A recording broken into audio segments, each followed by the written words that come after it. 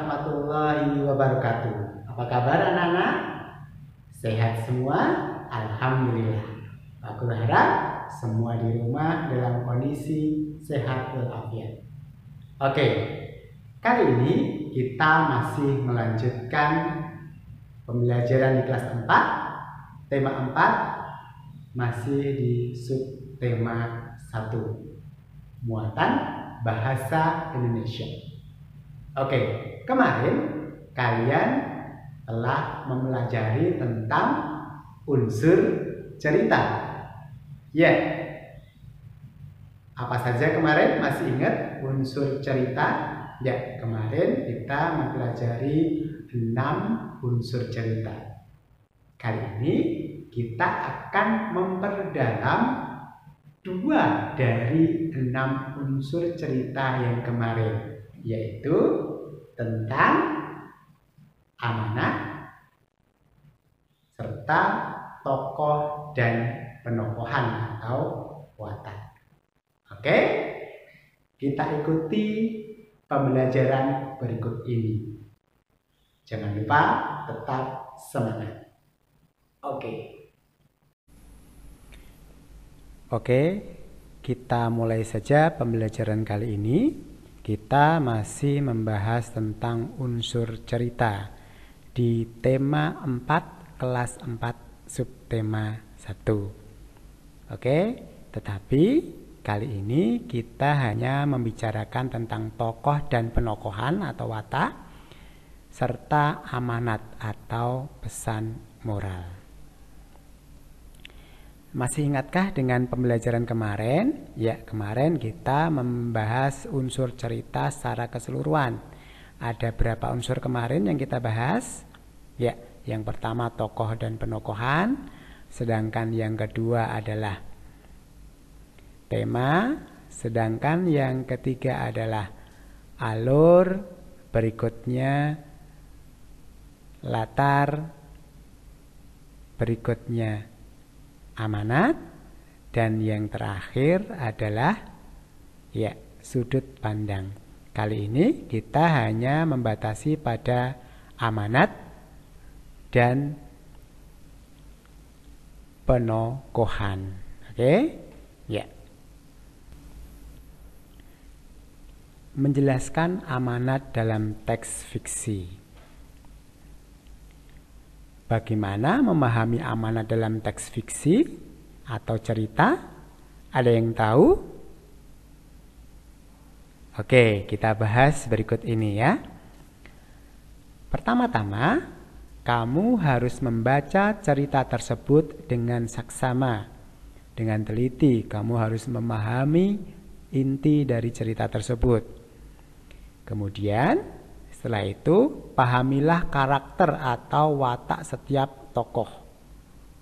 Ya, setelah membaca, kamu pahami karakter atau watak setiap tokoh. Lanjut, bagaimana cara memahami watak? Ya, kita bahas dulu bagaimana cara memahami watak berikut ini. Ya, cara mengetahui watak tokoh. Ada yang tahu caranya? Bagaimana memahami watak? Oke, kita bahas satu persatu. Salah satu caranya adalah nomor 1, melalui penjelasan pengarang atau biasanya tertera dalam cerita. Pengarang menjelaskan secara langsung watak setiap tokoh. Jadi tertera dalam cerita bahwa watak si A seperti apa, watak si B seperti apa, langsung dituliskan oleh pengarang. Bisa juga nomor 2, penjelasan tokoh lain atau dalam dialog atau percakapan antar tokoh. Biasanya misalnya tokoh A berdialog dengan tokoh B, menceritakan kalau C itu punya sifat seperti A, B seperti apa gitu ya. Jadi di sini tokoh dapat diketahui melalui penjelasan tokoh lain dalam dialog atau percakapan. Berikutnya, watak bisa diketahui melalui konflik atau permasalahan yang terjadi dalam cerita. Ini ketika si tokoh menghadapi suatu permasalahan, bagaimana ia menghadapinya, maka kita bisa mengetahui watak si tokoh tersebut. Misalnya si A mendapatkan suatu permasalahan, kemudian dia mempertanggungjawabkan permasalahan itu dengan sebaik-baiknya, maka bisa dikatakan kalau si tokoh itu adalah orang yang bertanggung jawab. Ya, jadi bisa disimpulkan dari permasalahan yang dihadapi oleh si tokoh dan bagaimana si tokoh tersebut menghadapi permasalahan tersebut sehingga mengetahui watak dari si tokoh. Oke. Setelah memahami watak tokoh dalam cerita, kamu dapat menentukan amanat yang terkandung. Oke, berikutnya di sini ada sebuah cerita. Ketika ayam-ayam sedang mencari makan di padang rumput, rubah mengendap-endap di balik semak. Dalam sekejap, rubah mencuri telur-telur ayam yang ada di kandang ayam. Rubah segera lari menjauh ke tengah hutan. Ketika ayam-ayam kembali ke kandang, mereka terkejut mendapati seluruh telurnya hilang. Mereka menangis dan berkeliling di sekitar kandang, berharap bisa menemukan telur-telurnya. Oke, dari cerita ini bisa kita analisis bagaimana watak si rubah. Oke, dalam kutipan tersebut rubah berwatak negatif, yaitu suka mencuri. Melalui watak rubah kamu bisa menentukan amanat, yaitu janganlah kamu mengambil hak milik orang lain tanpa izin. Jadi melalui watak seseorang dalam cerita atau watak tokoh dalam cerita, kita bisa menyimpulkan amanat yang ingin disampaikan oleh pengarang. Oke, demikian tadi contohnya.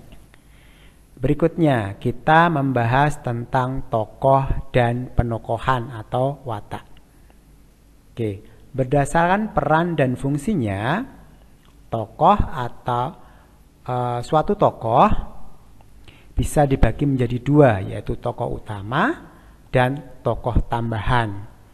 Siapa itu tokoh utama?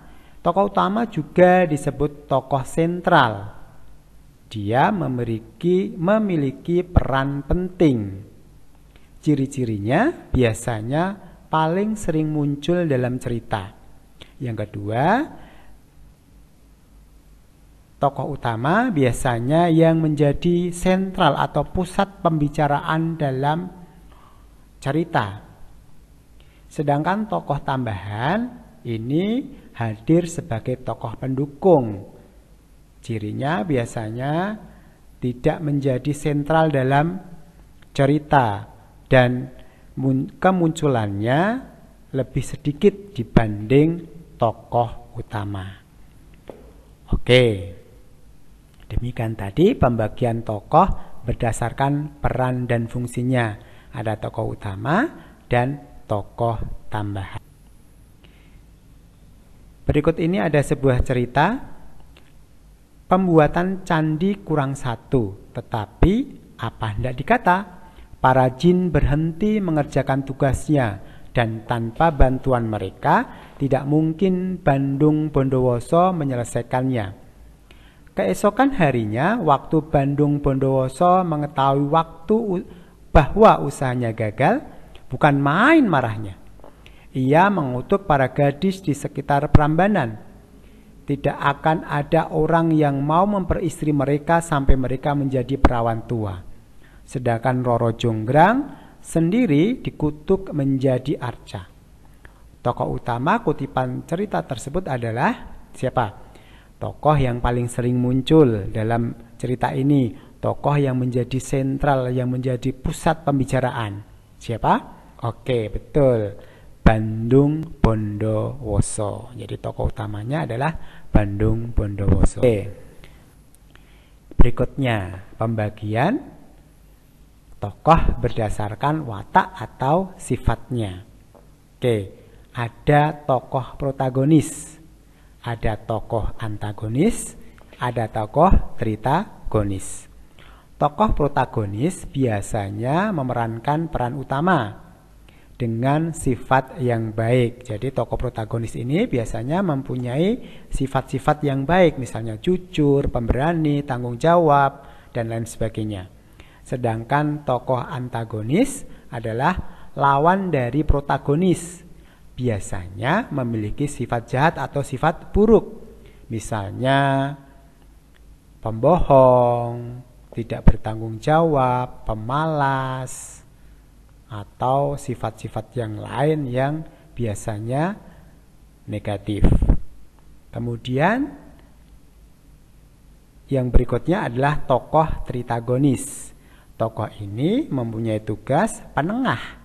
Biasanya penengah antara protagonis dan antagonis. Biasanya punya tugas menyelesaikan konflik antara protagonis dan antagonis. Tokoh tritagonis ini biasanya mempunyai sifat yang bijaksana, penyabar, dan lain sebagainya. Oke, kita perhatikan contoh berikut ini. Namaku Joni. Semenjak ayahku meninggal, aku tinggal dengan ibuku dan ketiga saudaraku. Aku sangat sayang dengan mereka. Aku tinggal di Desa Sukamaju, Kecamatan Sukabumi. Rumahku sangat sederhana. Karena aku yang paling besar, aku bertanggung jawab atas semua keluargaku. Setiap pulang sekolah, aku berangkat mengamen di pinggir jalan. Walaupun mengamen, aku tetap sekolah untuk menggapai cita-citaku. Aku selalu giat belajar dan bekerja untuk keluarga. Berdasarkan cerita di atas, sifat Joni adalah di sini si pengarang menjelaskan bahwa di si pengarang di sini nggak ada percakapan, jadi si pengarang langsung menjelaskan bagaimana sifat si Joni. Karena aku yang paling besar, aku bertanggung jawab atas semua keluargaku.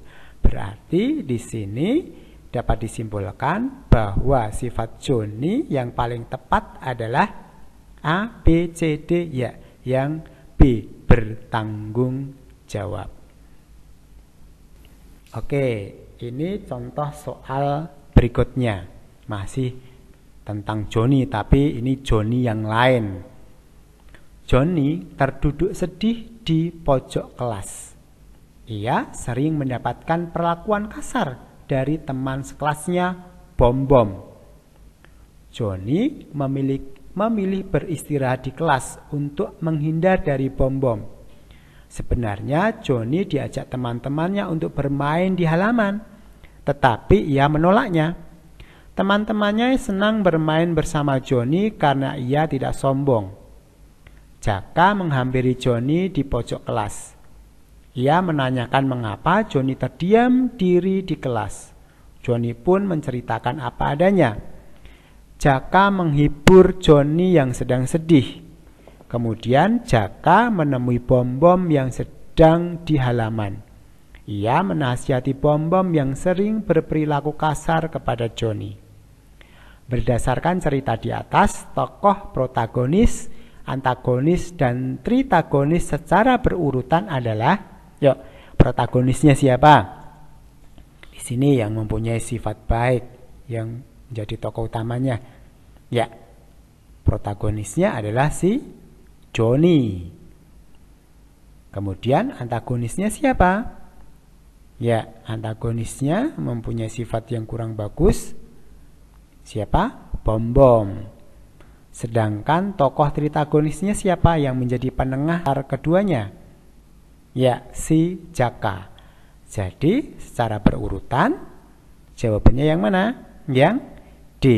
Joni protagonis, Bom-Bom antagonis, dan Jaka tritagonis. Oke, berikutnya silahkan Pak Guru beri tugas kalian untuk membaca cerita dalam buku kalian halaman 30 sampai 31 di buku 4D. berbagi pekerjaan tema 4. Oke, yang berjudul Si Kancil dan Si Kerbau. Kemudian kerjakan tugas yang Pak Guru kirimkan melalui link Google Form. Oke, demikian tadi pembelajaran hari ini. Yes. Oke, bagaimana? Paham? Mudah bukan?